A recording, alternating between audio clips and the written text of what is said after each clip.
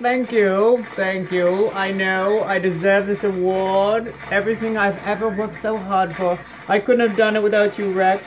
Oh, you're kidding, I've done everything. Thank you, thank you. No, you can just leave your money in the baskets by the door. No, no, really. It's all you, darling. You've done it all. What? Oh. What's this video about? What are you saying about me? I am not a narcissist. How dare you? Stay tuned, Insomniacs. Thank God we're out of there. Hello, fellow Insomniacs. Are they here? Narcissists, they're everywhere. So, one of the Insomniacs messaged me and said, Daddy, I'm having some issues. There's someone in my life that I'm confused about. I think they might be being narcissistic. Could you help me figure this out? So, I'm gonna talk today a little bit about narcissism. So, if this is something that interests you, stay tuned. Otherwise, you know the drill, and get your judgmental supply somewhere else. Hey, I can't sleep, won't you come and bitch with me?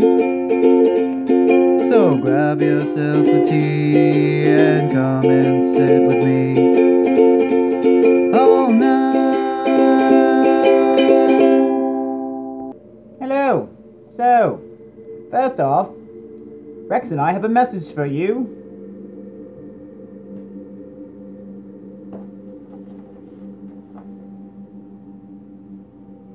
You're not crazy. Listen to your gut. Covert narcissists are very, very sneaky. So, let's talk about narcissism. So, how does a narcissist develop? Well, put Rex here for a minute. You see, if you have someone in your life who's raising you, who's very authoritarian, someone who's possibly a narcissist themselves. You know the kind of parents who have trophy children? You better listen. Do what I tell you. You're a direct reflection of me, so you better do it right. And if you don't do it right, you don't get the attention.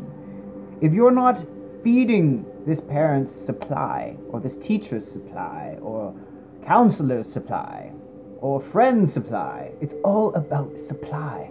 Because narcissists are empty. Because you have this parent who's denying you love and attention unless you do everything they say, and then you have this other parent who's probably under the same spell as the partner of this narcissist, knows that there's no chance of success going up against them. They've already felt the wrath of trying to pull the mask off of this narcissist who's superior, who knows better, usually an overt narcissist. So they go, oh, I can't do anything to protect this jerk from hurting our children, so I'm just going to give little Johnny everything, because he has nothing. So, little Johnny gets all of the ice cream, all of the clothes, all of the love. He doesn't have any rules, boundaries, or expectations. Mommy does everything. So, this develops a sense of entitlement in little Johnny, where he just expects all or nothing relationships.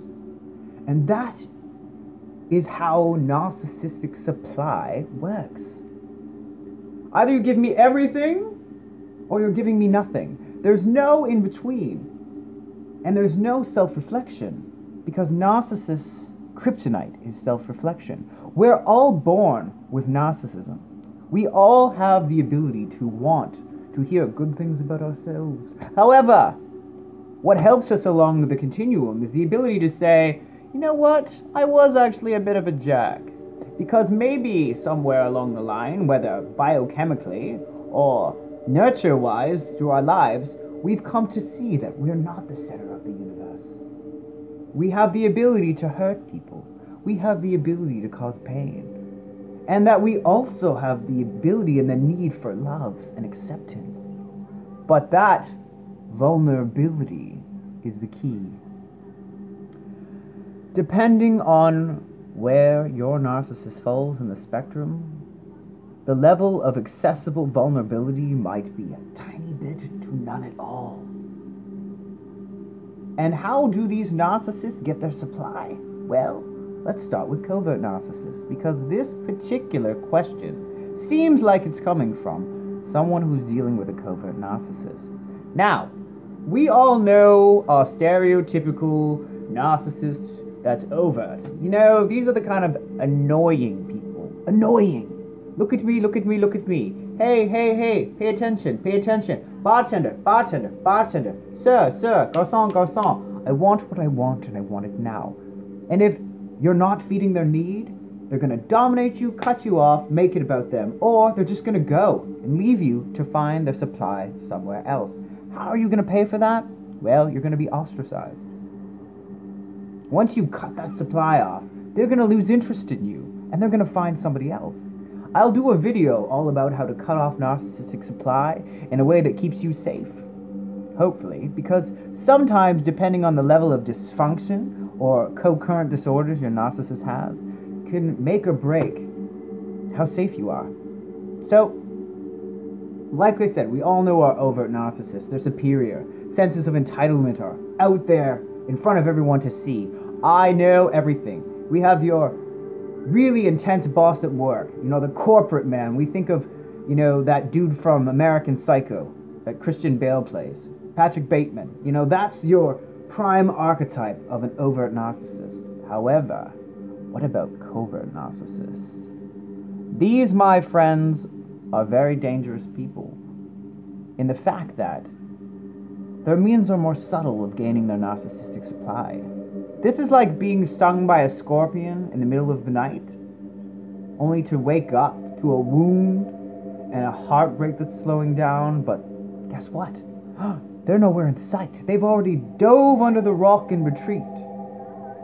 These are the more passive-aggressive types of narcissists. They like to bat you around like a cat with a half-dead mouse, but they do it from a place that seems caring, that seems like they're listening.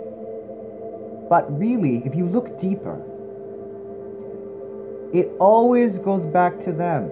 You know, that's why a lot of covert narcissists are successful, let me try that again, insomniacs, working in counseling relationships, therapists, psychiatrists, youth workers, you know, physicians, people that get close to you, but have a smugness in the way that their superiority is. Perhaps when they're called out on their behavior because they've hurt your feelings, because their level of sensitivity is so high. You know, if this video stops, my battery's being weird, I'll just make another video. I'm gonna stop at 10 minutes because it gets too long and I'll make the second video. Anyway, this sense of entitlement comes like let's say you try and pull the mask off and you say something like, hey, because it's very typical for a covert narcissist to say something like, let's say you're sick. You call in work, or you can't go to something, and you say, I'm so sorry I can't make your event, I'm not feeling well. A covert narcissist will say, I'm sorry you're not feeling well, but I went to all the trouble of doing A, B, and C, or I see that you say you're sick, so I take this doesn't mean that you're driving me to the mall. You know, there's this passive-aggressive nature to the fact that they're pissed off. They can't come to you and tell you how they're feeling, remember? Because that vulnerability was all or nothing. They received love without really having to work for it. It was just given by the one parent trying to overcompensate from not getting anything from the other parent. So there's anger and rage and rejection underneath the fact that you haven't done what you've been asked to do. And this is true for all narcissists, but the reason why it's so much more painful, I've found, coming from a covert narcissist perspective, is because they'll send you all the hugs and kisses at the end of the message. You know, an overt narcissist will just fucking destroy you, pardon my French.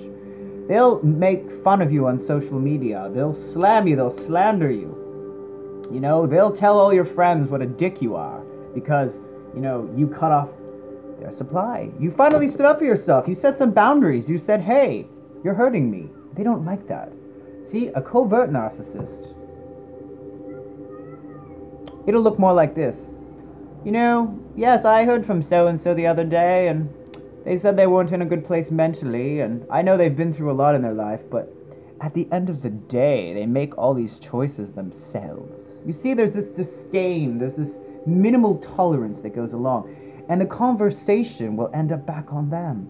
You might say, you know what, I'm going through a lot right now, and I'm facing parts of my childhood that are very difficult, and the covert narcissist will kind of listen, maybe look at you, kind of look out the window and maybe go, you know what, I know what you mean.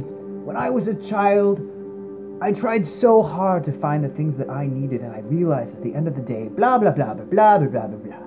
And you think that they're giving you an example that's supposed to make you feel better. But as time goes on, you realize, you know, this is an awful lot about them. These are the kind of therapists that cut boundaries with you.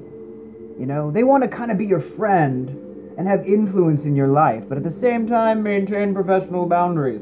Passive-aggressive. Look for these signs. Insomniacs, you're not crazy. So, how do you protect yourself? Well, there'll be another video. This is just a little bit about covert narcissism. These people are the pillars of the community. This is another thing, right? They get their narcissistic supply by looking to everyone else like they're amazing, right? You know, they're on the board for things like family and children's services or other kind of good-natured endeavor to help people. But really, their narcissistic supply is because they're taking all the shit they didn't get as children and projecting it onto you.